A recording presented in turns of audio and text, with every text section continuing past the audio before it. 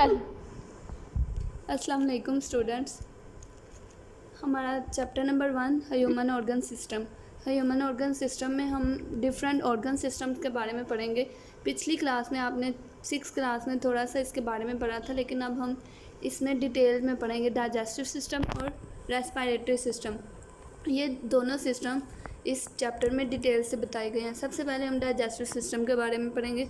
हमारी बॉडी को एनर्जी की ज़रूरत होती है। एनर्जी किस लिए चाहिए होती है? टू मूव, चलने के लिए, वॉक, हरकत करने के लिए, वॉक चलने के लिए, और टू स्टे लाइव, और ज़िंदा रहने के लिए। तो हम एनर्जी कहाँ से लेंगे? खुराक से। फूड खाएंगे और हमें एनर्जी मिलेगी। तो इसलिए हमें फूड जब हम कोई खाते हैं, फॉर एग्ज़ाम्पल हम एप्पल लेते हैं, एप्पल को हम अपने टीथ से पहले क्रश करते हैं और फिर वो हमारे सिंपलर फॉर्म में हमारे अंदर जाता है। तो यहाँ पे डाइजेस्टिव सिस्टम की डेफिनेशन है, the process of changing food into simpler form is called digestive system. और जो डाइजेस्टिव सिस्टम में जो पार्ट्स हिस्सा लेते हैं, जो डाइजेशन में पार्ट्स ऑफ बॉडी हिस्सा लेते हैं, उसको डाइजेस्टिव सिस्टम बोलते हैं। तो इन दोनों की डेफिनेशन आपके बुक में प्रेजेंट है, तो आप उनको अंडरलाइन कर लीजिएगा। The process of changing food into simpler form is called digestion. The parts of body which take part in digestion is called digestive system. Nutrients, sources of nutrients हमारे body के useful parts हैं, इसलिए हमें different food का की मदद लेनी पड़ती है, जिससे हम फूड खाते हैं और सिंपलर न्यूट्रिएंट्स में कन्वर्ट होकर वो हमारे ब्लड में शामिल हो जाता है और ब्लड हमारी पूरी बॉडी को सप्लाई कर दिया जाता है। फॉर बॉडी नेक्स्ट हमारा पॉइंट है where and how digestion occurs. कब, कैसे और कहाँ पे हमारी डाइजेशन होती है। तो प्रोसेस ऑफ डाइजेशन शुरू होगा। यहाँ पे मैंने एक डायग्राम बनाई है जिसमें आपको क्लियर हो जाएगा। सबसे पहले मैं इसके आपको नेम जाहिर कर दूँगी। सबसे पहले माउथ में हमारे मतलब थ्रोट में थ्रोट मसल्स प्रेजेंट होंगे। हमारी टंग के नीचे स्लाइवरी ग्लैंड्स प्रेजेंट है, और हमारे थ्रोट मसल्स में फेरेंक्स के बाद नेक्स्ट हमारा एसोफेगस के बाद लीवर के बाद स्टमक के बाद पैंक्रियाज, स्टमक के नीचे पैंक्रियाज होगा, और स्टमक के बाद small intestine and then large intestine, then rectum and then anus. तो हमारी डाइजेशन स्टार्ट होगी माउथ से। हम स्टार्ट करेंगे। Process of digestion begins from mouth. इसमें सबसे पहले टीथ मेन टूल हैं जो कि क्रशिंग और ग्राइंडिंग करते हैं फूड को इनटू स्मॉल पीसेस। नेक्स्ट टंग भी हमारे माउथ में इंक्लूड है, जैसे कि टंग फूड को मिक्स करती है। मैंने आपको बताया कि टंग के नीचे स्लाइवरी ग्लैंड्स प्रेजेंट हैं जो कि स्लाइवा रिलीज़ करते हैं। किसके लिए? कार्बोहाइड्रेट्स की डाइजेशन के लिए। स्लाइवरी ग्लैंड्स का काम क्या है? फूड को सॉफ्ट करना और मॉइस्ट करना। एसोफेगस देन हमारे जो फेरेंक्स हैं, थ्रोट मसल्स, ये क्या करते हैं? हमारी खुराक को जो सिंपलर फॉर्म में कन्वर्ट हो चुकी है, इसको एसोफेगस में धकेल दिया जाता है। एसोफेगस क्या है? एक लार्ज ट्यूब है जिसको हम एलिमेंट्री कैनाल भी बोलते हैं। 20 सेंटीमीटर लॉन्ग है ये। तो खुराक हमारे अंदर यूँ सीधी फॉर्म में नहीं, पेरिस्टाल्टिक मूवमेंट में आती है।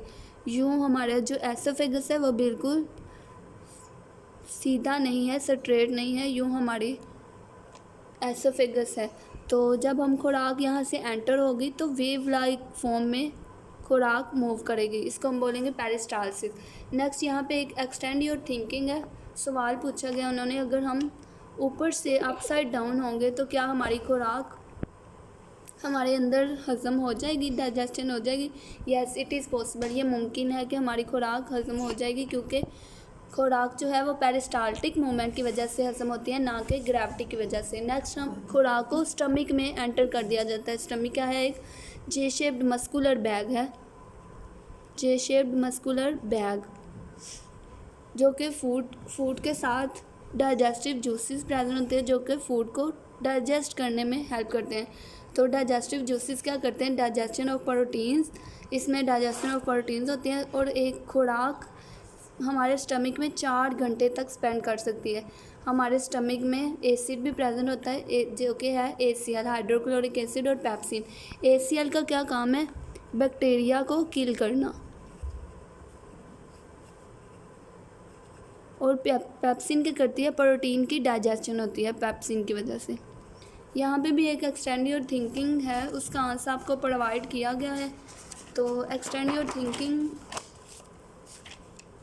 थिंकिंग में उन्होंने पूछा है कि हमारे स्टमक में प्रोटीन्स जो है वो डाइजेस्ट हो जाती है, लेकिन वही डाइजेस्टिव जूस जो है वो स्टमक को खुद को क्यों नहीं डाइजेस्ट कर पाता। तो इसका आंसर आपको मिल चुका है, लेकिन मैं एक दफ़ा फिर भी बता दूंगी कि हमारे जो स्टमक की वॉल्स हैं वो म्यूकस से कवर होती है। इस वजह से हमारे जो डाइजेस्टिव जूसेस हैं वो स्टमक को खुद को नहीं डाइजेस्ट करते।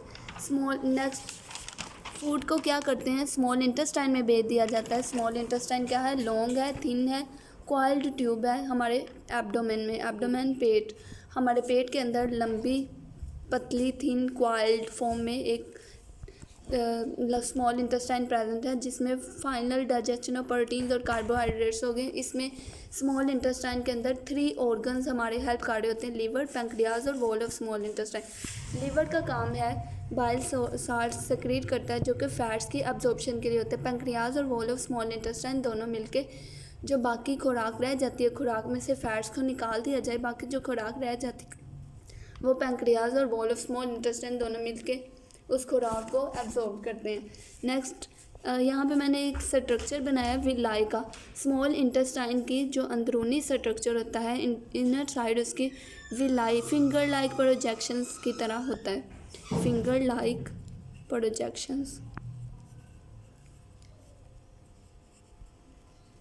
जिसको हम विलाई बोलते हैं। इसमें जो डाइजेस्टेड फूड के पार्टिकल्स होते हैं वो विलाई के साथ आके एब्जॉर्ब हो जाते हैं। और नेक्स्ट, विलाई के बाद हमारी ब्लड प्रेजेंट होता है, ब्लड कैपिलरीज, और वो ब्लड ऑल पार्ट्स को सप्लाई कर दिया जाता है।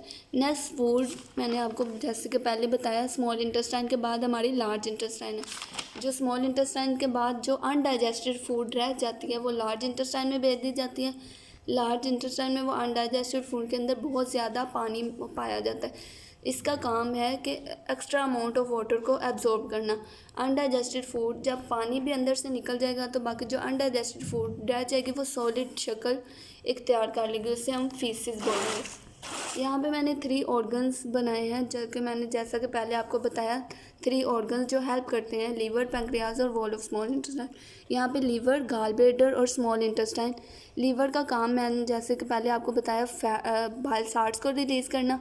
गॉल ब्लैडर क्या करता है, उस बाइल को थोड़ी देर के लिए स्टोर करता है और फिर बाद में स्मॉल इंटेस्टाइन में भेज दिया जाता है। यहाँ पे एक टिडबिट प्रेजेंट है कि जैसे समटाइम्स ऐसे होता है हम खुराक ऐसी खा लेते हैं जो कि हमारे लिए सूटेबल नहीं होती।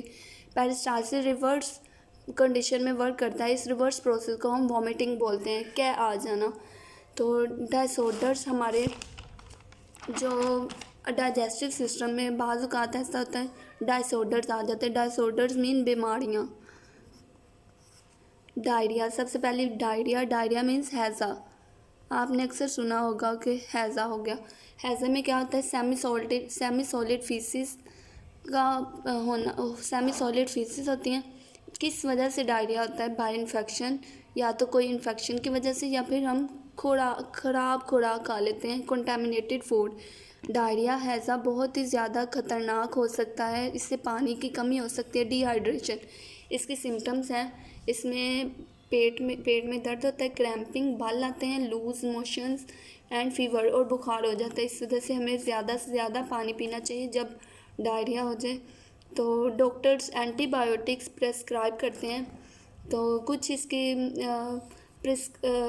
इसकी प्रिकॉशंस हैं, हमें वॉश हैंड्स विद सोप, अपने सोप से आप अच्छी तरह हाथ धोएं। तमाम फ्रूट्स जो आप खा रहे हैं वो खाने से पहले उससे अच्छी तरह धोएं। अनकुक्ड मीट और एग्स को ना खाएं। यहाँ पे एक टिडबिट है लेमोनेड के बारे में, उन्होंने बताया लेमोनेड शुगर और साल्ट का मिक्सचर है। Lemonade is good during diarrhoea. जब हैज़ा हो जाए तो लेमोनेड एक टॉनिक की तरह हेल्प करता है। कॉन्स्टिपेशन, नेक्स्ट डिसऑर्डर है कॉन्स्टिपेशन। कॉन्स्टिपेशन मीन्स कब्ज हो जाना। इट इज़ पेनफुल और डिफ़िकल्ट पासिंग ऑफ फीसिस। इसमें फीसिस का मुश्किल से पास आउट होना होता है। कॉमन डिसऑर्डर, ये हमारे पाकिस्तान में कॉमन डिसऑर्डर है। इसकी काजेज़ क्या हैं, हम ऐसी खुराक खा रहे होते हैं जिसमें फ़ाइबर बहुत कम मिकदार में होता है, फिर लैक ऑफ फिज़िकल एक्टिविटी, हम एक जगह पे बैठे रहते हैं, कोई काम नहीं करते, ना ज़्यादा पानी पीते हैं। इसको कॉन्स्टिपेशन से बचने के लिए हम लाइफस्टाइल प्रॉपर होना चाहिए, हमारा एक्सरसाइज डेली करनी चाहिए, फाइबर फूड का इस्तेमाल करना चाहिए जैसे कि फ्रूट, वेजिटेबल, सीरियल और प्लेंटी ऑफ वाटर, पानी का ज़्यादा इस्तेमाल करना चाहिए। फॉर एग्ज़ाम्पल एक दिन में 8 गिलास